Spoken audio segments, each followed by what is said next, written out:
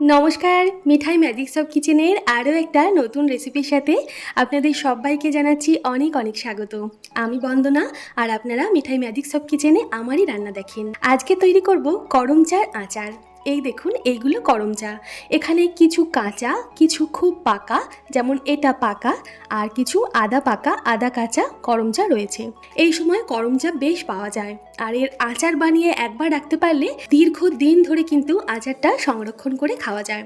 আজকে করমচার আচারের মধ্যে আমি কিছু রসুন আর কাঁচা লঙ্কা দেব, যেটা করমচার সাথে খুব ভালো যায়। আপনারা নিরামিষভাবে বানাতে চাইলে রসুনটা এখান থেকে বাদ দিয়ে দিতে পারেন। করমচাগুলো খুব ভালোভাবে ধুয়ে মুছে তারপর দেখুন মাঝখান থেকে একটু কেটে ভেতরে বীজ আছে, বীজগুলো বের করে নেব। এই কাজটা অবশ্যই করতে হবে। করমচার বীজ যদি না বাদ দেওয়া হয়, সেই বীজ থেকে কিন্তু পুরো আচারটা তেতো হয়ে যাবে, কারণ করমচার বীজ ভীষণ তেতো। দেখুন, খুব সহজ এই বীজগুলো ছাড়ানো।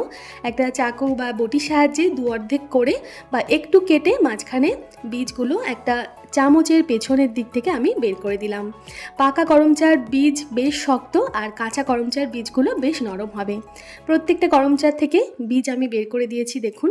আর চেষ্টা করতে হবে যে কোনো আচার বানানোর আগে যার আচার আমি বানাবো তার গায়ে যেন জল না লেগে থাকে। জল লেগে থাকলে কিন্তু আচারটা দীর্ঘদিন স্থায়ী হবে না।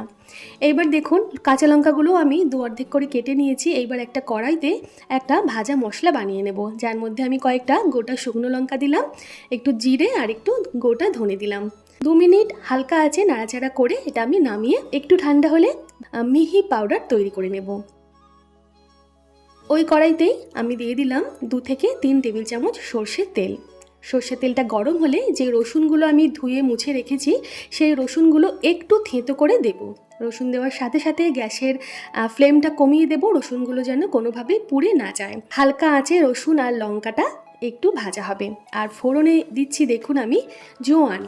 যে কোনো আচারে আপনারা জোয়ান দেবেন, দেখবেন খেতে খুব ভালো লাগে। আর জোয়ান খুবই ছোট মশলা, মুখে একটু পড়লে ঝাল ঝাল খুব ভালো লাগে খেতে।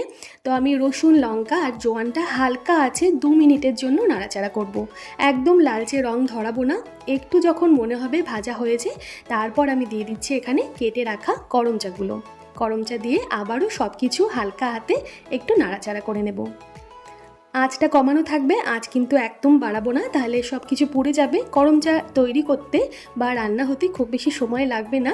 মোটামুটি 2 মিনিট এপিট ওপিট করে একটু তেলের সাথে নাড়াচাড়া করার পর আমি যে মশলাটা গুঁড়ো করে রেখেছিলাম, জিরে ধনে আর শুকনো লঙ্কা, সেই গুঁড়ো মশলাটা 3 চামচ দিলাম। 1 চামচ আমি হলুদ দিলাম, পরিমাণ মতন লবণ দিচ্ছি, আর অল্প একটু কাশ্মীরি রেড চিলি পাউডার দিলাম যাতে রঙটা সুন্দর হয়, আর একটুখানি যে ঝাল লঙ্কার গুঁড়ো, সেই লঙ্কার গুঁড়োটা দিলাম। আপনারা ঝালটা আপনাদের স্বাদ অনুযায়ী দেবেন। দিয়ে সব কিছু আবারও হালকা হাতে একটু নাড়াচাড়া করে নেব। গুঁড়ো মশলা বেশিক্ষণ নাড়াচাড়া করা যাবে না, তাতে মশলাটা পুড়ে যেতে পারে। একটু নাড়াচাড়া করার পর দিয়ে দেব আমি পরিমাণ মতন চিনি। এই আচারটা টক টক ঝাল ঝাল মিষ্টি মিষ্টি হবে, খেতে ভালো লাগবে। চিনি দেওয়ার পর চিনিটা গলতে শুরু করবে, দেখুন গরম সংস্পর্শে এসে চিনিটা গলে এই যে চিনি গলার যে শিরা বা রস, সেই রসেই করমচা আর লঙ্কা রসুন সব কিছু সেদ্ধ হয়ে যাবে। খুব বেশি সময় লাগে না এই আচারটা তৈরি হতে। করমচা এমনিতেই খুব নরম একটা ফল, টক ফল। এটা বর্ষাকালেই পাওয়া যায় এটা বিশেষভাবে। আর করমচার গায়ে একটা আঠা আছে, তো আপনারা করমচার বোটা ছাড়ানোর পর ভালোভাবে জল দিয়ে ধুয়ে মুছে তারপর করমচাটা কেটে মাঝখান থেকে বীজটা বের করে এই আচারটা তৈরি করবেন। একদম পারফেক্ট হবে। বীজটা অবশ্যই আপনারা বের করে নেবেন।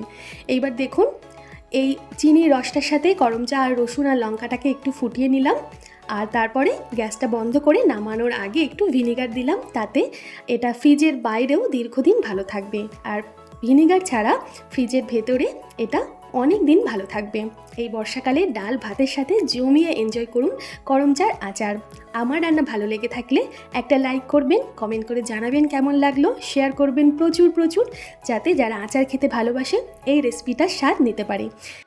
এইরকম আরও অনেক আচার চাটনির রেসিপি আমার চ্যানেলে আছে, আপনারা গিয়ে দেখে নিতে পারেন। অবশ্যই কমেন্টের মাধ্যমে জানাবেন রান্নাগুলো আপনাদের কেমন লাগছে। সবাই ভালো থাকবেন, সুস্থ থাকবেন, ফিরে আসবো খুব তাড়াতাড়ি। আজকের মতো নমস্কার।